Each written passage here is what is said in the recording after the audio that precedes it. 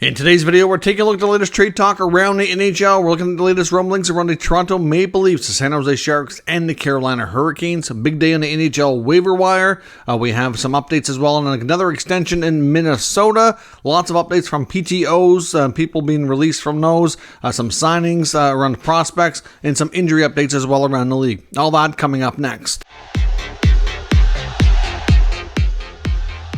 So welcome back to another video here at Top Shelf Hockey. As I mentioned, we have a variety of NHL news to take a look at today. In case you missed it earlier, I do have a video on the channel from a few hours ago talking about some other news, including a busy day in the NHL waiver wire. We had a total of 42 players on waivers today, including a few names like Wade Allison, probably being one of the primary names to kind of watch for as potential claims for tomorrow.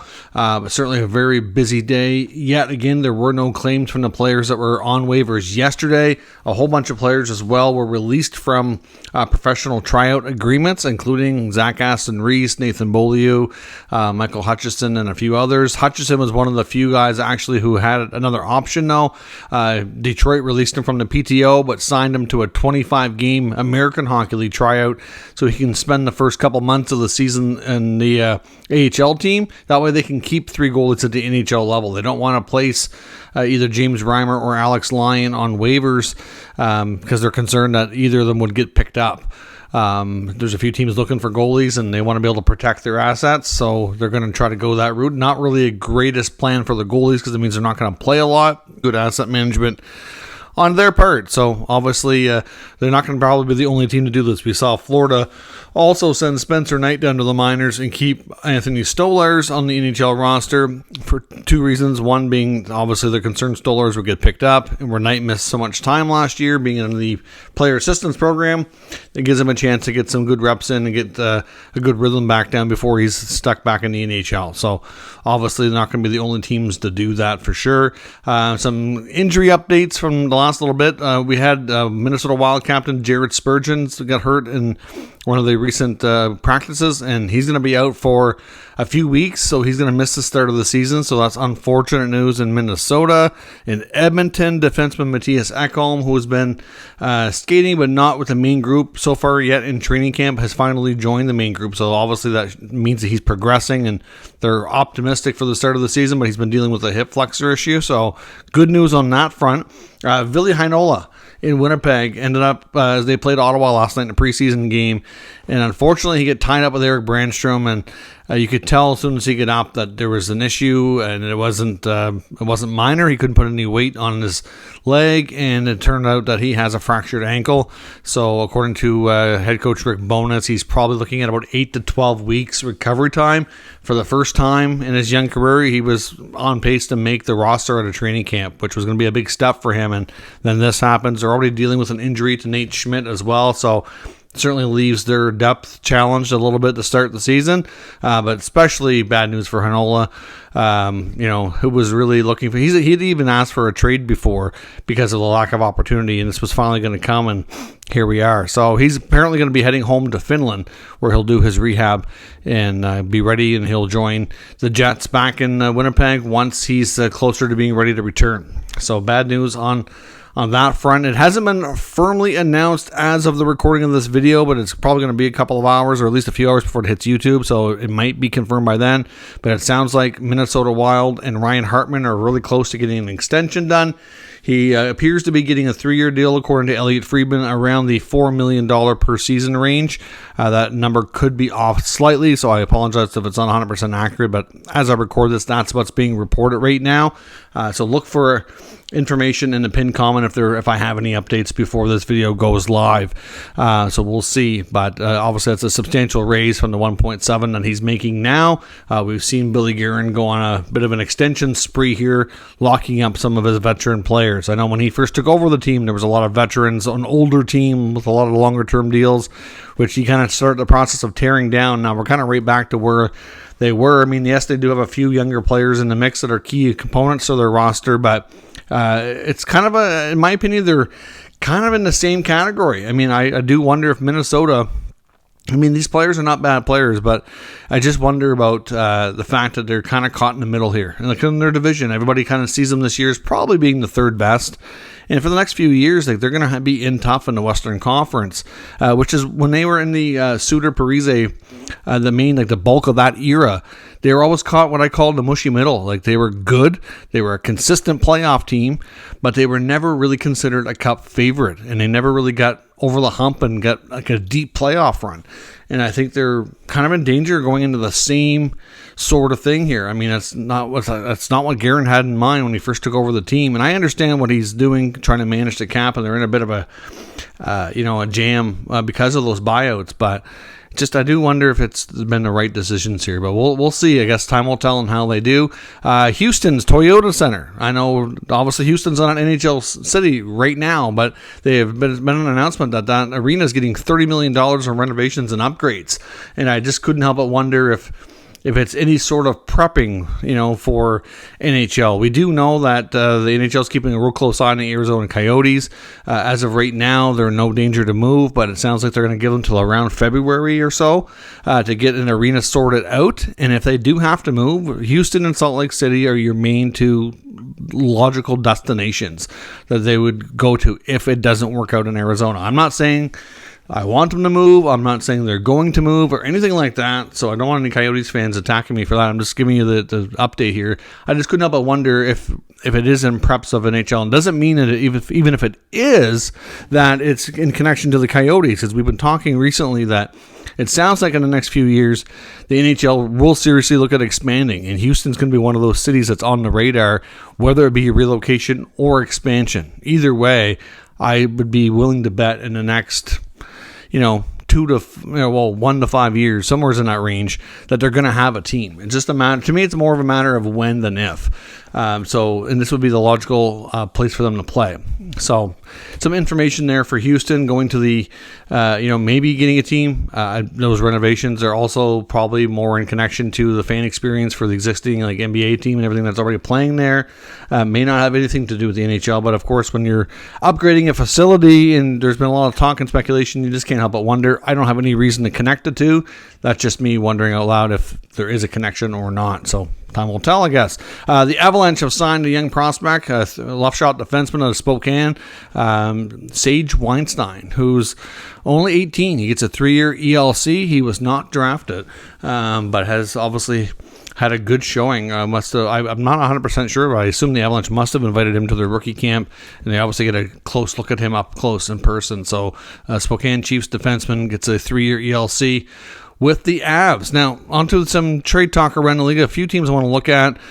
Toronto, Carolina, and San Jose. Let's start with the Sharks. Frank Saravalli, on one of his recent podcasts, was talking about Logan Couture and how he feels throughout this season that Logan Couture is going to become a prime trade candidate, and you're going to hear that name and things are going to pick up a lot more around him, kind of like we saw with Erik Karlsson. Now, there was a little bit of a different scenario with Karlsson, because last year we saw Karlsson started with after Mike Greer had taken over. He was asked point blank, would you consider trading these guys? And he said he would. They were primarily asking him about Karlsson, and he hasn't been asked about Couture directly. But I mean, he was asked in a more of a different setting before, and recently asked about Couture, Hurdle, kind of lumping some of these guys together. And what he said was, if they ever come to him during this process where they're expected to be rebuilding in leaner times, if they want out, then he'll certainly explore helping them get out, but not that he was going to go out of his way to move them right now. But obviously Couture doesn't have a terrible contract, but it does have a lot of term on it. It takes him quite late into his 30s, but he's still fairly productive. I think now he's been dealing with some injuries this year early to start the season, which isn't good, of course, but he's got a ton of experience, lots of playoff action throughout his career as well, been productive, he's been a leader. There's lots to like there, and as the salary cap increases, it's not such a bad contract, making around $8 million. So the big thing, though, for Couture is, more than anything, it's the term. That's going to be the issue. But if they retain some money like they did with Karlsson, they figure out a three-way deal to do it like they did between the Habs and Sharks and Penguins. There's things to be figured out here. It can be done. There's no doubt. And it shouldn't be as complicated as Karlsson because there's not quite as much money. So just look for that name to kind of pick up in the rumor mill as time goes on this season, as teams want to add an experienced pivot down the middle. that are maybe lacking some depth in that area. So you're probably thinking of, we don't know how the Bruins are going to do. For example, obviously it looks like they might be going with a youngster like Matthew Poitras. And if, maybe as the season goes along, they're going to do better than a lot of people thought. A lot of people think they're going to take a step back. Maybe they don't take as big of a step back, and maybe this youngster helps them hang around the playoffs in a better position than some people think. And then maybe they'll go out later in the season and add an experienced player like this. Not necessarily they're going to get him per se, but just an example. So I think there will be a talk around this player, and I do think there's going to be interest for sure. In Carolina, there's another interesting article from NHL.com, Dan Rosen, talking about the fact that there's been tons of rumors about potential trades involving pending UFA defenseman Brett Pesce and Brady Shea. The Canes are going to have a hard time keeping both of them, there's no doubt. But he doesn't see a scenario where either of them are traded. Their Canes are very much in win-now mode, trying to win a Stanley Cup. They're considered one of the favorites again this year. It could be a season they see them get over the hump, and I think at this point they're willing to take the chance that they lose one of them as a UFA next year, or they have to trade their signing rights in the early part of the offseason or something, so there's not much of a return, something to that effect, so that the return is going to be diminished. But if they have a chance to win a cup, they won't care nearly as much, especially if they're successful. So at the end of the day, the Carolina Hurricanes have been a team we've looked at and talked about, especially on the back end. At this point, it would be surprising if they do that. Now, if anything goes horribly wrong, and for some reason they're not looking like a contender, that could change. Because they do have some depth there in the blue line that they can kind of tinkle with, but at the same time, these are two huge parts of that decor that have been there for a while, so it's unlikely at this point. Also, looking back at an NHL Network segment from the past week as well, where some former NHL players, Steve Conroy and Mike Rupp, who are both analysts there, both taking a look at the Leafs, and they both agreed that they're making some predictions that William Nylander will not finish the season in Toronto, that contract negotiations are not going to go well, the Leafs are not going to be able to afford to give him what he wants and give him into his demands, and that he'll be gone before the end of the season. Now, there's a lot of fans that say it doesn't make sense. They want to win a Stanley Cup, just like Carolina. And even if they lose them for nothing, but they win a cup, it's obviously worth it. Well, that's all true. And I can see both sides having some points and maybe being right. But at the same time, only one team can win the cup, and you're going to have a bunch of these teams that are going to probably go for it, and they're not all going to gamble and win. Now, obviously, I know they were putting Nylander at center. That has already changed. We already see him going to the wing. That could change again, depending if they keep Fraser Minton around. They haven't decided on the final roster yet, but still, there's definitely some concerns over his defensiveness on the center position, especially if he's playing in the 3-hole.